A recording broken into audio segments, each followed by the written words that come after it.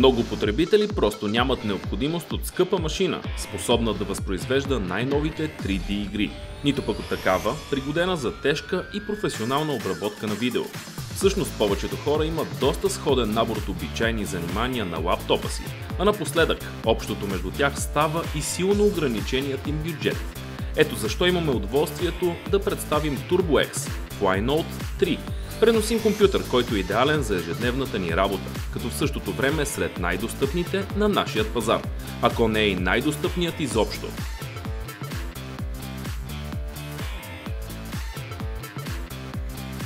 Златната среда на дисплеите. Лаптопът е с диагонал на екрана 14 инча, което го позиционира точно между стандартните 15,6 инчови модели, смятани за възголеми в ерата на ултрабуците и самите ултрабуци, особено 13,3 инчовите, разглеждани от мнозина и като единствените реални представители на този клас. Дисплеят се състои от TN матрица и LED подсветка, а повърхността е гланцова, което значително повишава контрастното съотношение в картината, но е и причина за нежелани отражения, не толкова в затворени помещения, колкото под директна слънчева светлина.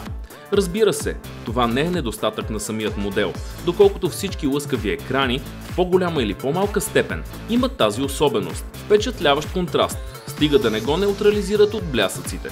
Макар машината да е на цена под 500 лева, не е спестена HD резолюцията. С други думи, получавате пълноценна работна площ с размери 1366 към 768 пиксела, включително и при възпроизвеждането на мултимедия. Няма да имате никакви проблеми с пускането на HD клипове и пълнометражни филми, тъй като и останалите параметри покриват всичко необходимо.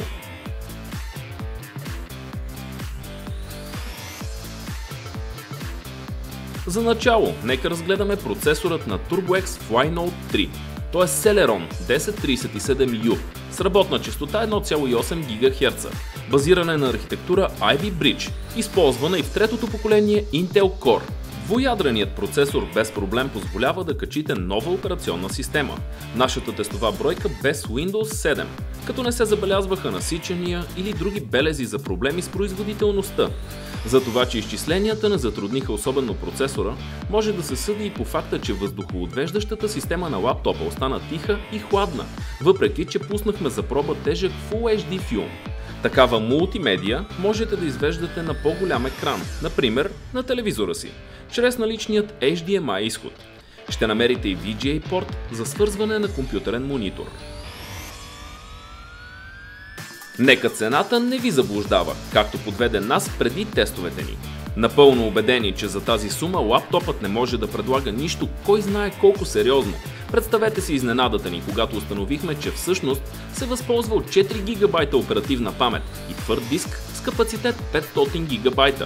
С тези параметри можете да сте уверени в много добрата производителност при 64-битовата версия на операционната система и някои по-тежки софтуерни и мултимедийни приложения.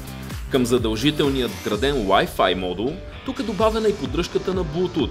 При тази цена можем да говорим за екстра, напоследък запазена като че ли само за бизнес ноутбуците. Уебкамерата е с VGA резолюция и ще е достатъчна за всички, които не държат на HD качеството при провеждане на Skype видео.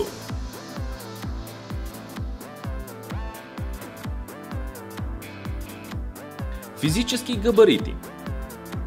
Сигурно е, че TurboX FlyNote 3 ще ви плени повече с цената си, отколкото с външният си вид.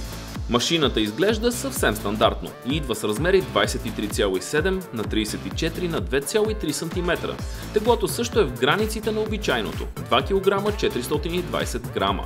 Съчетанието от черно и сиво по корпуса носи усещането за стил, а материалите за изработката на лаптопа, особено на поставката за длани и тъчпада, са такива, че на моменти създават усещане, че докосвате метал.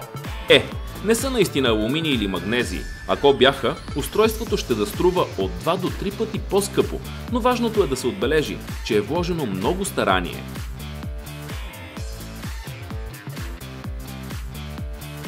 Истинските екстри обаче са скрити.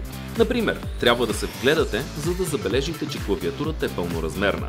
Действително за по-удобното писане е жертван цифровият пад, но при 14-инчовият модел това е очаквано и съвсем допустимо.